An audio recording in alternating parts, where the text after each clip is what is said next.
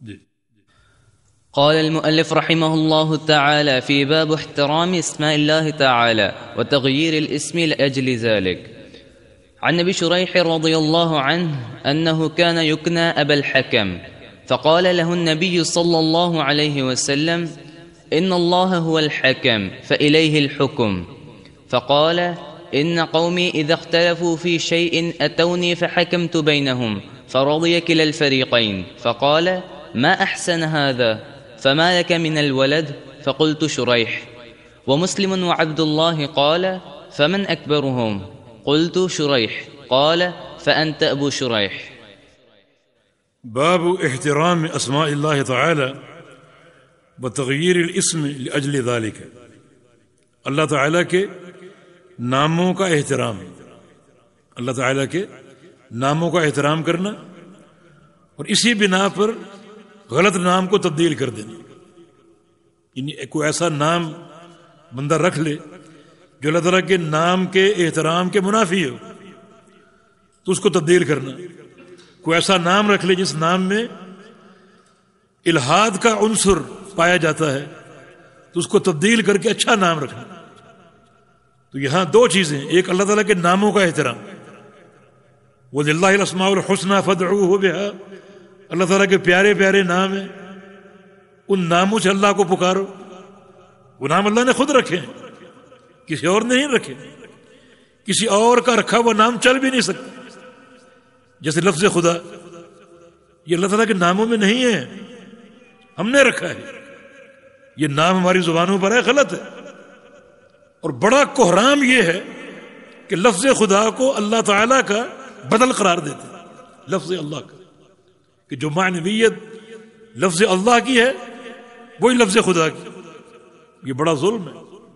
اللہ لفظ الجلالہ، اللہ تعالیٰ کا نام دنیا کا سب سے بڑا علم ہے، سب سے بڑا نام ہے.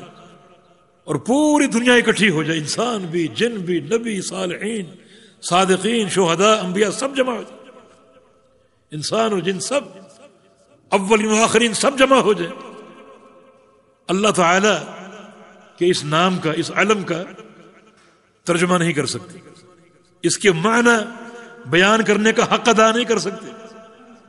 تو لفظ خدا اللہ تعالیٰ کے نام کا بدل ہو، یہ کیسے ممکن ہے؟ یہ فارسی لفظ ہے جس کا معنی مالک، یہ اللہ کا بدل نہیں ہے، اس کا عوض نہیں ہے. لہذا ہماری زبانوں پر جب بھی اللہ رب العزت کا ذکر ہو، نام آئے، تم اللہ کہیں، اللہ تعالی، اللہ جل جلالہ، اللہ رب العزت. لفظ خدا کہنے سے گریز کرو. اللہ پاک فرما رہا ہے کہ اللہ تعالیٰ کے پیارے پیارے نام ہیں، ان ناموں پر اکتفا کرو. نبی علیہ السلام کی حدیث ہے: ان للہ 99 اسما من احصاها دخل الجنہ. اللہ تعالیٰ کے 99 نام جو ان کا احصاء کر لے وہ جنت میں جائے گا. جنت کا راستہ کھلا ہے ہمارے سامنے. ان ناموں سے تعلق قائم کرنے میں احصاء کر لو. ان کا احصاء کے 4 معنی ہیں. ایک، ان ناموں کو پڑھنا، ان ناموں سے دعا کرنا، جو چاہیے. ناموں کے اندر وہ واسطہ موجود ہے، وسیلہ موجود ہے. اگر رزق چاہیے تو اللہ رزاق ہے، یا رزاق ارزقنی، اے رزاق مجھے روزی عطا فرما. جو چاہیے اللہ تعالیٰ کے نام موجود ہے. اللہ اکبر. یوسف علیہ السلام کا پورا واقعہ سورہ یوسف میں مذکور ہے. آخر میں جب ان کے والد یعقوب علیہ السلام بھی پہنچ گیا ان کے پاس، تخت پر بیٹھے ہیں، اس وقت یوسف علیہ السلام کی جو باتیں کی ان میں سے ایک بات، ایک جملہ جو قرآن نے ذکر کیا کہ ان ربی لطیف لما یشاء، میرا پروردگار لطیف ہے جس کے لیے چاہے. بڑی معنویت اس میں کہ اللہ لطیف ہے. لطیف کا معنی کیا ہے؟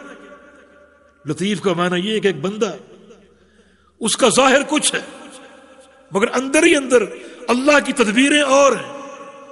یوسف علیہ السلام کا ظاہر کیا تھا؟ بھائیوں نے پکڑا، عداوت قائم کی، کنویں میں ڈال دیا. کوئی ہے نکالنے والا؟ بالآخر نکالے گئے، کوڑیوں کے مول بیچے گئے. یہ ظاہر.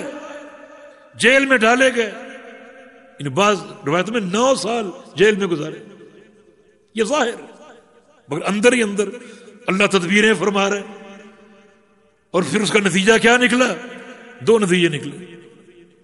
ایک نبوت کا تاج، دوسرا پورا ملک مصر کی بادشاہت کا تاج.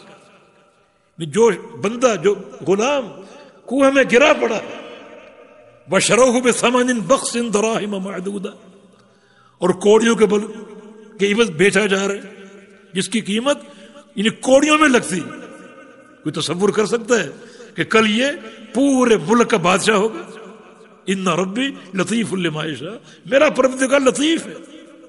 میرے بندے، اگر تیرا ظاہر تکلیفوں پر ہے، کاروباری تکلیفیں ہیں اور پریشانیاں ہیں، یا لطیف، اے لطیف، اس لطیف کو پکار جو اندر ہی اندر تیرے لیے تدبیریں فرمائے گا.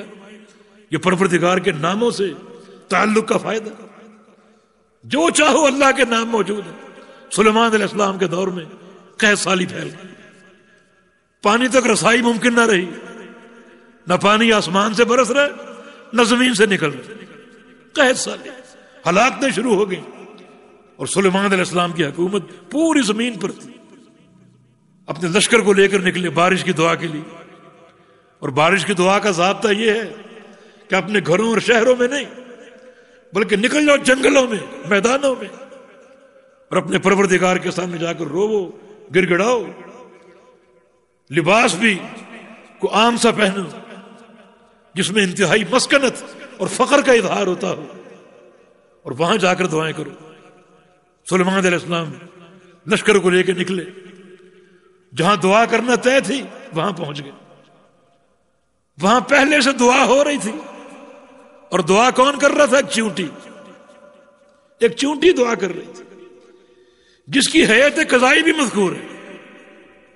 اللہ تعالیٰ نے بتایا کہ وہ چونٹی کس طرح کھڑی ہوئی تھی، بلکہ لیٹی ہوئی تھی.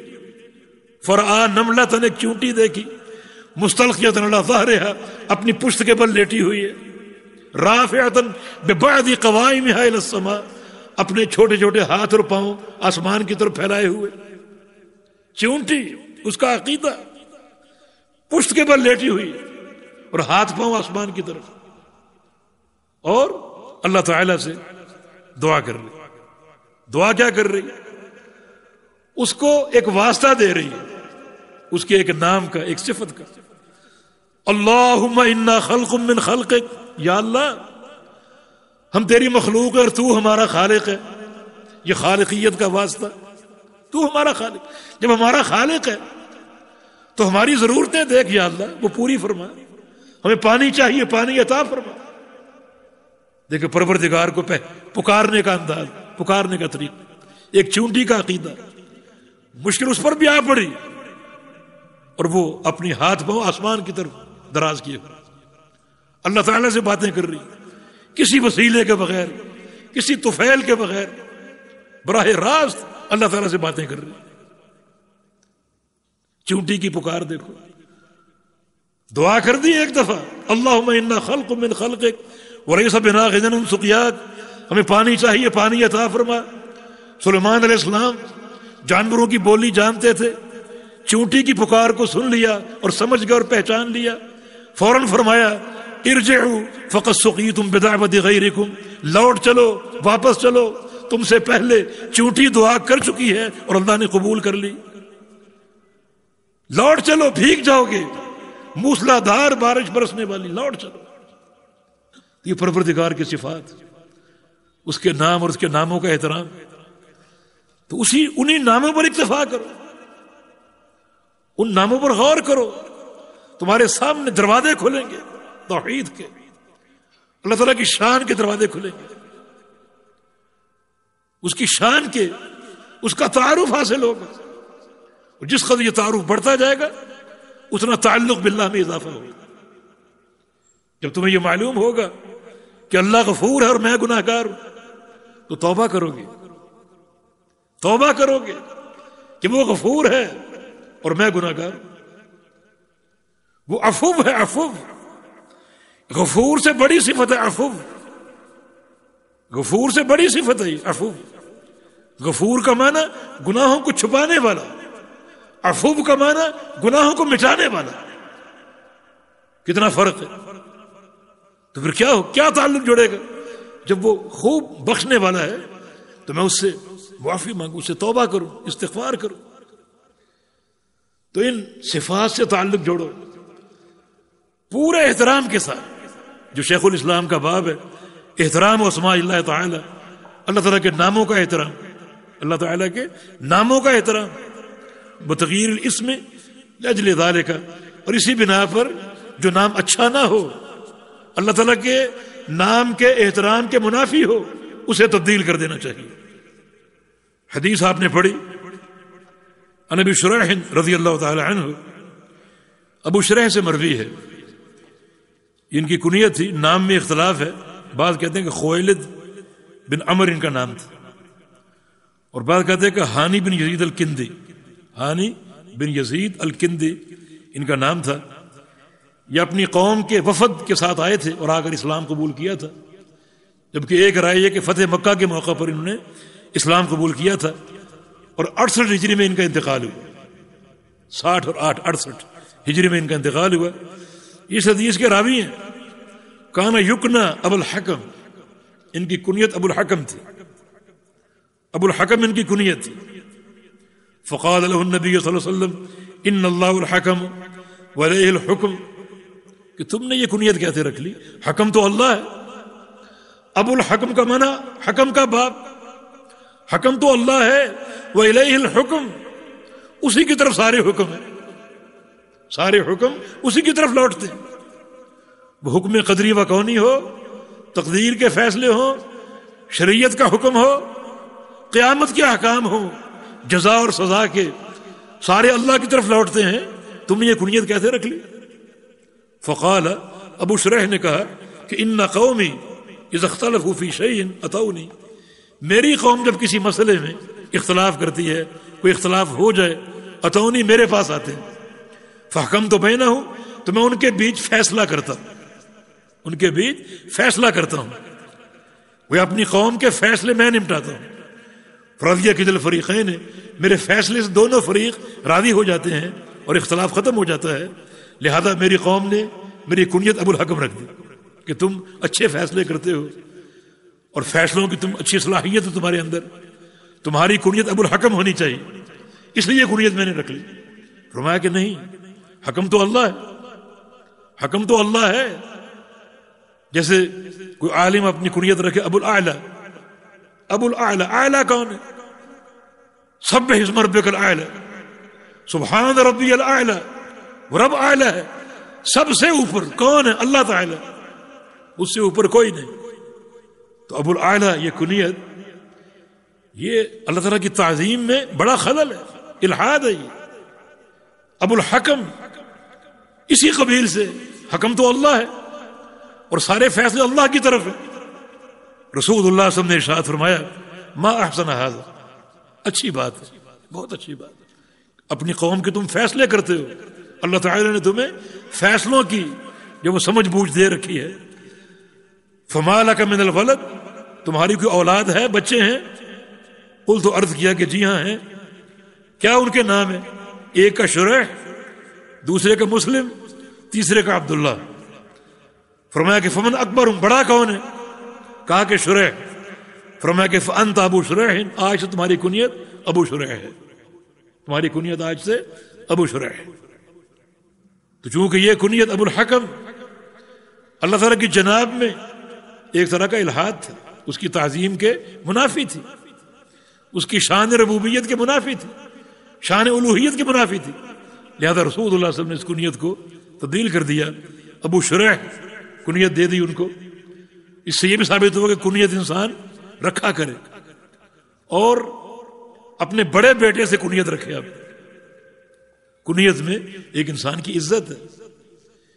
جب کسی کو ابو عبداللہ کہو گے، ابو محمد، ابو احمد کہو گے تو مانا یہ اس کی اولاد ہے، یہ ان کا والد ہے، اور والد ہونا شرف کی بات ہے.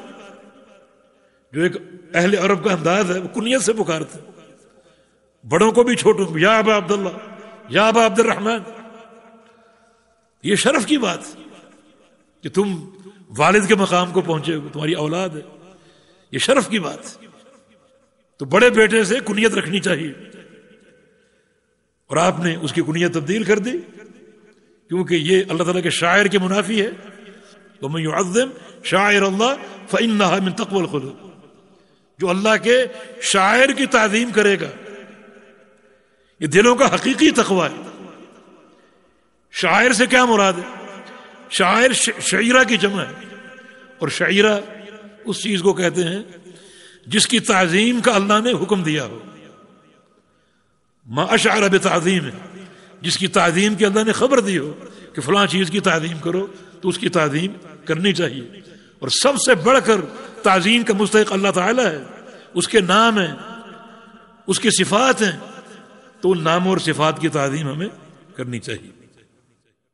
قال المؤلف رحمه الله تعالى في باب من هزل بشيء فيه ذكر الله أو القرآن أو الرسول، وقول الله تعالى وَلَئِن سَأَلْتَهُمْ لَيَقُولُنَّ إِنَّمَا كُنَّا نَخُوضُ وَنَلْعَبُ۔ باب من هزل بشيء فيه ذكر الله تعالى أو القرآن أو الرسول، جو شخص مذاق کرے یا مذاق اڑائے یا مذاق بنائے کسی ایسی چیز کا جس میں اللہ کا ذکر ہے، یا قرآن کا مذاق اڑائے یا رسول صلی اللہ علیہ وسلم کا، تو اس کا کیا حکم؟ جو شخص مذاق اڑاتا ہے اللہ تعالیٰ کا یا اللہ کے ذکر کا یا قرآن پاک کا یا رسول اکرم صلی اللہ علیہ وسلم کا، اس کا کیا حکم؟ یہ مذاق توحید کے منافی اور یہ کفر ہے، ایسا کفر جو بندے کو دین سے خارج کرنے والا، شریعت کا مذاق اڑانے والا دین سے خارج، بڑا کفر ہے، اور یہ توحید کے منافی ہے۔ اللہ تعالیٰ کا فرمان وَلَئِن سَأَلْتَهُمْ لَيَقُولُنَّ إِنَّمَا كُنَّا نَخُوضُ وَنَلْعَبُ، اگر آپ ان سے پوچھیں، سوال کریں کہ تم نے فلاں بات کیوں کی، فلاں جملہ کیوں کہا، تو وہ کہتے ہیں کہ ہم نے صرف مذاقن کہا ہے، ہم تو کھیل رہے تھے، ایک ہنسی مذاق کے طور پر۔ قُلْ أَبِاللَّهِ وَآيَاتِهِ وَرَسُولِهِ كُنْتُمْ تَسْتَهْزِئُونَ، ان سے کہو کہ اللہ کے ساتھ، اس کی آیات کے ساتھ اور اس کے رسول کے ساتھ مذاق کرتے ہو۔ آگے فرمایا کہ لا تعتذروا قد کفرتم بعد ایمانکم، اب تمہیں کوئی عذر پیش کرنے کی ضرورت نہیں، تم ایمان کے بعد کافر ہو چکے ہو، تم یہ مذاق کر کے کافر ہو چکے ہو۔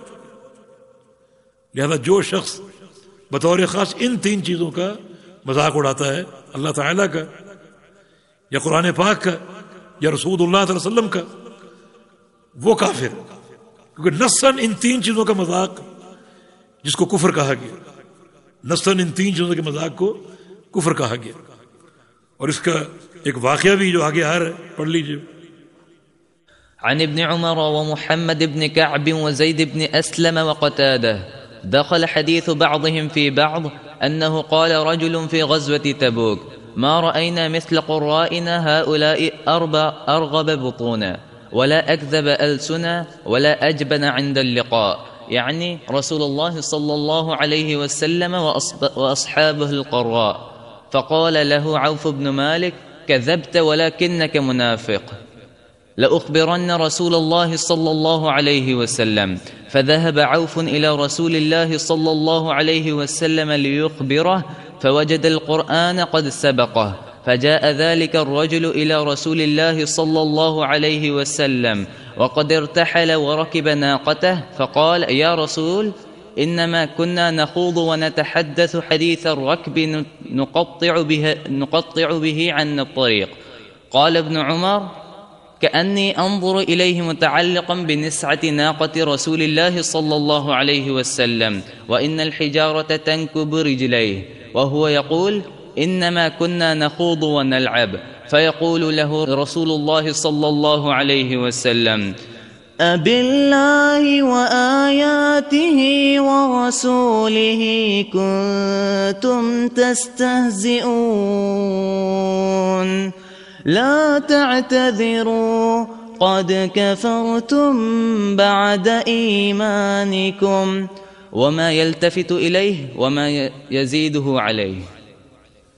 شاباش. یہ روایت عبداللہ بن عمر، محمد بن کعب، زید بن اسلم اور قتادہ ان سب سے مروی ہے. داخلہ حدیث و بعض فی بعض، اور بعض کی حدیث بعض میں داخل ہو گئی. اس سے مراد یہ ہے کہ ان چاروں سے ایک واقعہ منقول ہے، مگر کسی نے اس کو مختصر بیان کیا اور کسی نے کم الفاظ سے بیان کیا. تو ان سب کے بیان کو جمع کر کے حدیث کے متن کو ترتیب دیا گیا. اور یہ فنن یہ جائز ہے. اگر ایک روایت یا ایک واقعہ کئی ایک سے منقول ہو اور کسی میں الفاظ کم ہوں کسی میں زیادہ ہوں، تو آپ سب کے الفاظ جمع کر لیں اور اس واقعے اور قصے کو ان سب کے الفاظ کی روشنی میں ترتیب دے لیں. جیسے قصہ افک ہے جناب عائشہ صدیقہ پر، جو تہمت کا واقعہ طویل حدیث ہے، اور وہ بھی کئی روات سے مروی ہے یہ واقعہ، اور محدثین نے ان روایتوں کو متن کو اکٹھا کر کے ایک متن اور ایک سیاق اس کا بنایا ایک ترتیب کے ساتھ. اسی طرح یہاں بھی بعض روات سے یہ واقعہ منقول ہے اور ان سب کے متن کو جمع کر کے ایک متن بنا دیا گیا. اس طرح بعض کی حدیث بعض میں داخل ہو گئی. انہ قال رجل فی غزوۃ تبوک، غزوہ تبوک کے موقع پر ایک شخص نے کہا ما رأینا مثل قرائنا ہؤلاء، یہ جو ہمارے قراء ہیں ان جیسے لوگ ہم نے نہیں دیکھے. اشارہ کس کی طرف ہے؟ رسول اللہ صلی اللہ علیہ وسلم کی طرف اور قراء صحابہ کی طرف. اللہ کے پیارے پیغمبر قرآن پڑھا کرتے تھے، صحابہ قرآن پڑھا کرتے تھے، تو سب کی طرف اشارہ کر کے کہتا ہے کہ ان قراء جیسا ہم نے کوئی نہیں دیکھا، ان قراء جیسے لوگ ہم نے نہیں دیکھے. یہ کیسے لوگ ہیں؟ ارغب بطونا، یہ بڑے پیٹو کھانے والے، کھانے کی بڑی ان کو رغبت ہوتی ہے. ولا اکذب السنا، زبانوں کے جھوٹے ہیں. ولا اجبن عند اللقاء، اور جنگ میں سب سے بزدل ہیں. ہم نے ان جیسے لوگ نہیں دیکھے. اشارہ کس کی طرف؟ رسول اللہ صلی اللہ علیہ وسلم کی طرف اور صحابہ اکرام جو قراء صحابہ ان کی طرف. انہوں نے استہزاء کیا، مذاق اڑایا. فقال له عوف بن مالک، تو عوف بن مالک نے یہ بات سن لی اور کہا کذبت، تم جھوٹ بول رہے ہو. ولکنک منافق، تم مجھے منافق لگتے ہو، ورنہ مومن تو اللہ کے پیغمبر کی تعظیم کرتا ہے، احترام کرتا ہے. تمہارا یہ جملہ تمہارے منافق ہونے کا مظہر ہے. لأخبرن رسول اللہ علیہ وسلم، میں نبی علیہ السلام کو خبر دوں گا کہ تم نے باتیں کی ہیں، اللہ کے پیارے نبی کو بتاؤں گا. فذهب عوف الى رسول اللہ علیہ وسلم يخبره، تو عوف بن مالک رسول اللہ علیہ وسلم کی خدمت میں حاضر ہوئے تاکہ نبی علیہ السلام کو خبر دیں کہ اس شخص نے یہ باتیں کی ہیں. فوجد القرآن قد سبقه، عوف فرماتے ہیں کہ میرے پہنچنے سے پہلے ہی قرآن سبقت لے جا چکا تھا، یعنی اللہ کی وحی آ چکی تھی. اللہ تعالیٰ نے اپنی وحی کے ذریعے رسول اللہ صلی اللہ علیہ وسلم کو اس شخص کی باتوں سے آگاہ کر دیا کہ فلاں شخص نے یہ بات کی. یہ عوف بن مالک کا جانا کہ نبی علیہ السلام کو بتاؤں گا، یہ چغلی نہیں ہے، نہیں یہ نمیمہ نہیں، یہ خیر خواہی ہے، تاکہ سب کو علم ہو جائے کہ اللہ کے رسول صلی اللہ علیہ وسلم اور صحابہ کس توقیر کے مستحق ہیں. اس قسم کی باتیں یہ نفاق کے زمرے میں آ سکتی. تو جہاں مصلحت عامہ ہو اور جہاں اس طرح کی حکمت پنہاں ہو، وہاں حاکم وقت تک یا کسی بڑے تک بات کو پہنچانا یہ چغلی نہیں ہوتا، بلکہ یہ شرعی مصلحت کے تحت جائز بلکہ واجب ہوتا ہے تاکہ اصلاح ہو جائے. چنانچہ عوف بن مالک پہنچے تو وہی پہلے پہنچ چکی تھی. فجاء ذلك الرجل الى رسول اللہ صلی اللہ علیہ وسلم، وہ شخص بھی رسول اللہ علیہ وسلم کے پاس آ گیا. جب عوف نے بتایا کہ میں نبی علیہ السلام کو بتاؤں گا، اس میں ایک خوف پیدا ہو گیا، وہ بھی پیغمبر علیہ السلام کی خدمت میں حاضر ہو گیا. وقد ارتحل وراکب ناقتہ، نبی علیہ السلام اپنی سواری پر رحل ڈال چکے تھے اور سواری پر سوار ہو چکے تھے. فقال یا رسول اللہ، تو اس شخص نے کہا کہ یا رسول اللہ صلی اللہ علیہ وسلم انما كنا نخوض ونتحدث حدیث الرکب، ہم اصل میں باتیں کر رہے تھے جو قافلے کے لوگ باتیں کرتے ہیں، جو قافلے کے لوگ باتیں کرتے ہیں. سفر جاری ہے، سفر لمبا ہے تو دل لگی کرتے ہیں، مذاق کرتے ہیں. نخطو بھی ان الطریق، تو ہم اس کے ذریعے راستہ یعنی طے کرتے ہیں تاکہ سفر جلدی کٹ جائے. اگر خاموشی سے سفر کریں تو ٹائم گزرتا نہیں محسوس ہوتا، تو باتوں میں جو ہے وہ دھیان دوسری طرف متوجہ ہو جاتا ہے اور سفر جلدی کٹ جاتا ہے. تو ہم کوئی حقیقتاً مذاق نہیں کر رہے تھے، بلکہ جس طرح مسافر یعنی خوش گپیاں کرتے ہیں اور مذاق کرتے ہیں اور باتیں اس طرح کی کرتے ہیں، ہمارا وہ انداز تھا، نہ کہ کوئی دل سے ہم کوئی مذاق اڑا رہے تھے. قال ابن عمر، ابن عمر فرماتے ہیں کأنی انظر الیہ، اس شخص کا کھڑا ہونا مجھے اب بھی نظر آ رہا ہے. کوئی نبی علیہ السلام سواری پر سوار ہیں اور بڑی لجاجت کے ساتھ وہ آپ سے باتیں کر رہے، متعلقا بنسعۃ ناقۃ رسول اللہ صلی اللہ علیہ وسلم، نبی علیہ السلام کی سواری کا جو کچاوا تھا، جو اس کی رسی تھی جس سے باندھا جاتا ہے، اس کو پکڑے ہوئے. وَإِنَّ الْحِجَارَ تَنْكِبُ رِجْلَيْهِ، اور پتھروں نے اس کے پاؤں کو زخمی کر دیا تھا. یعنی اس طرح اجلت سے بھاگا ہوا آیا کہ پتھروں سے ٹھوکریں کھاتا ہوا، پتھر چبھ رہے ہیں، اس کو زخمی کر رہے ہیں، اس کو پرواہ نہیں، لیکن دوڑتا ہوا آ رہا ہے اپنی ایک برات نبی علیہ السلام کے سامنے پیش کرنے کے لیے کہ میں حقیقتاً مذاق نہیں کر رہا تھا، بلکہ جس طرح مسافروں کی ایک گپیں ہوتی ہیں، اس طرح کے مذاق ہوتے ہیں، ہم وہ مذاق کر رہے تھے. انما كنا نخوض ونلعب، ہم صرف ایک کھیل تماشا کر رہے تھے اور کوئی نیت نہیں، کوئی مقصد نہیں تھا. فیقول له رسول اللہ صلی اللہ علیہ وسلم، تو نبی علیہ السلام اس کو یہ بات فرما رہے تھے، اب اللہ وآیاتہ ورسولہ کنتم تستہزئون، جو اللہ کی وحی اتری تھی اسی وقت وہ آپ نے پڑھ کے سنائی کہ کیا تمہیں مذاق کے لیے اور کھیل تماشے کے لیے اللہ تعالیٰ اس کی آیتیں اور اس کا رسول ملا ہے؟ اللہ کے ساتھ مذاق کرتے ہو، اس کے رسول کے ساتھ اور قرآن کی آیات کے ساتھ مذاق کرتے ہو. فرمایا کہ اب جو بھی تم عذر لا تعتذروا، اب عذر پیش کرنے کی ضرورت نہیں ہے، کچھ بھی کہو. قد کفرتم بعد ایمانکم، تم ایمان لانے کے بعد کافر ہو چکے. یعنی یہ مذاق جو اللہ تعالیٰ کا مذاق، اللہ کے رسول کا مذاق اور قرآن کا مذاق، اتنا یہ وعید شنیع کا حامل ہے، خطرناک وعید کا. چاہے دل سے وہ نہ بھی کرے، ایک محض مذاقاً ایک بات کہے، اسی سے وہ کفر کا مرتکب ہو جاتا ہے. اتنی شدید اس کی وعید ہے. تو اللہ کے جناب کا اجلال اور اس کی تعظیم اور اس کی ہیبت، اس کے تقاضے پورے کرنا ضروری ہے. اور خاص طور پہ جن لوگوں کی مذاق کی عادت ہوتی ہے اور کثرت سے مذاق کے وہ عادی اور متمنی ہوتے ہیں، ان کے لیے یہ نصیحت ہے کہ اپنی زبانوں کی حفاظت کریں. ایک انسان مذاق میں بعض وقت بڑی بڑی باتیں کہہ جاتے ہیں اور اس کو اس کا احساس نہیں ہوتا. جب انسان جدیت پر، حقیقت پر ہو اور سنجیدگی پر ہو تو وہ بات سوچ سمجھ کے کرتا ہے. اور جب وہ مذاق کے موڈ میں ہو، ہنسنا ہنسانا اور لہو و تماشا اس کا وہ عادی ہوتا ہے، تو پھر وہ اس میں طرح طرح کی باتیں ایسی کر جاتا ہے جو شریعت کے منافی ہوتی ہیں، اور وہ اس کے لیے بڑی نقصان دہ اور شدید ترین وعید کا باعث ہو سکتا ہے. نبی علیہ السلام کی حدیث ہے کہ ان الرجل لیتکلم بکلمۃ من سخط اللہ لا یلقی لها بالا یلقی اللہ علیہ سخطہ الی یوم یلقاہ، کہ ایک شخص اپنی زبان سے ایک جملہ کہتا ہے اور وہ جملہ اللہ کی ناراضگی کا ہوتا ہے، جس پر اس کو توجہ نہیں ہوتی.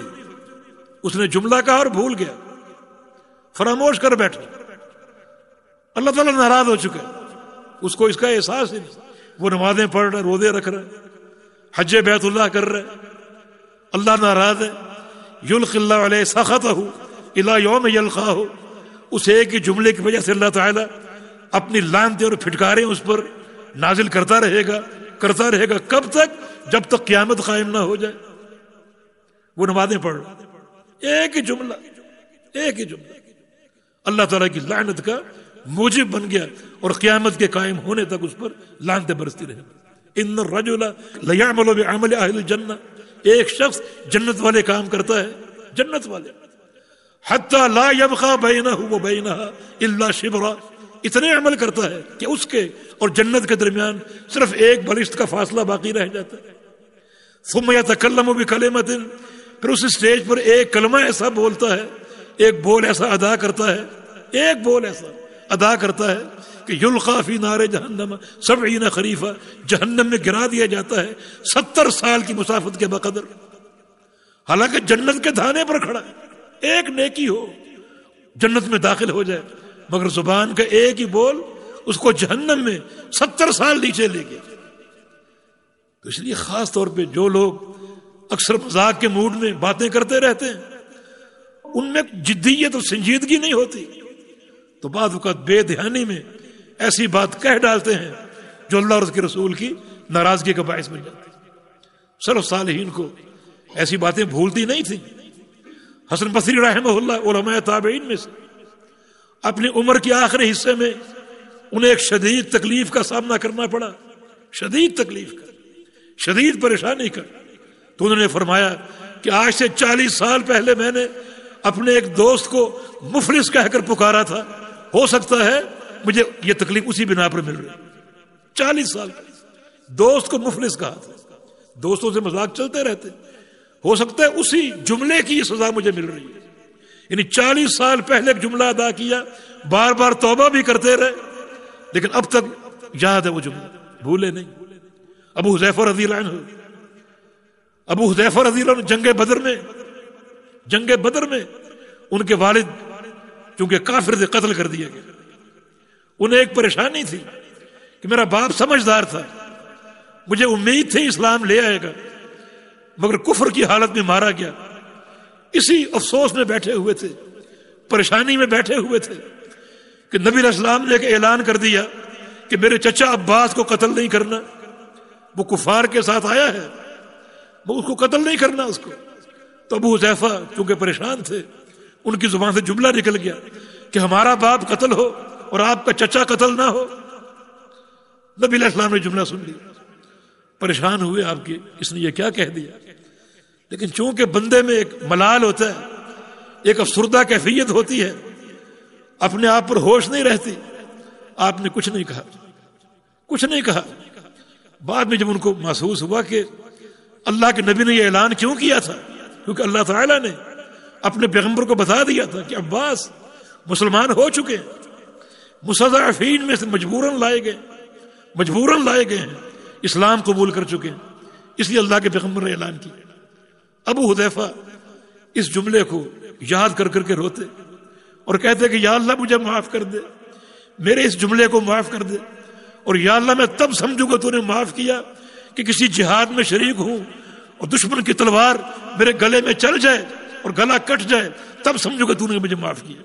یہ علامت قرار دے دی، یا اللہ مجھے معاف کر دے. ایک جملہ اور اس کو یاد کر کر کے روتے، یا اللہ میری توبہ قبول کر لے، اور تب سمجھوں گا تو نے توبہ قبول کی کہ کسی جہاد میں تلوار یہاں چل جائے. اب ہر جنگ میں شریک ہو رہے، اس جنگ میں تلوار چل جائے اور اللہ میری توبہ قبول کر لے، اس جنگ میں چل جائے، اللہ تعالیٰ مجھ سے راضی ہو جائے، مجھے جو ہے وہ بخش دے اور معاف کر دے. لیکن شہادت نہیں مل رہی.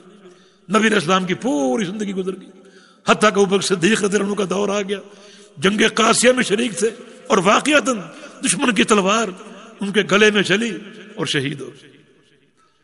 یہ سلف صالحین ایک زبان کا جملہ اس کو یاد رکھتے. امیر عمر رضی اللہ عنہ صلح حدیبیہ کے موقع پر یہ بات کہہ دی، کیا ہم اکبر نہیں ہیں؟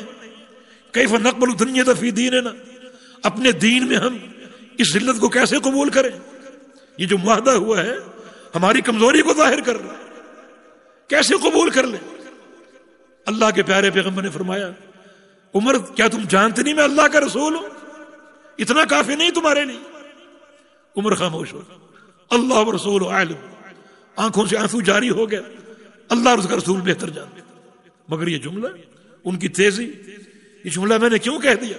عمر فرماتے ہیں عملت لها اعمالا، اس جملے کی بخشش کے لیے میں نے بڑے بڑے اعمال کیے، غزوے کیے، جنگیں لڑیں، اس جملے کو لے کر جاتا تھا کہ یا اللہ اس عمل کی برکت سے میرا یہ جملہ معاف کر دو۔ یہ سلف صالحین زبان کا استعمال کتنے محتاط، اگر کوئی کلمہ ایسا ادا ہو گیا تو اس کو بھولتے نہیں تھے، اس پر توبہ کرتے، استغفار کرتے۔ تو ہزل جو مذاق کی کیفیت میں انسان کیا سے کیا کہہ جاتا، تو اس میں ہمیں بڑی احتیاط کرنے کی ضرورت ہے۔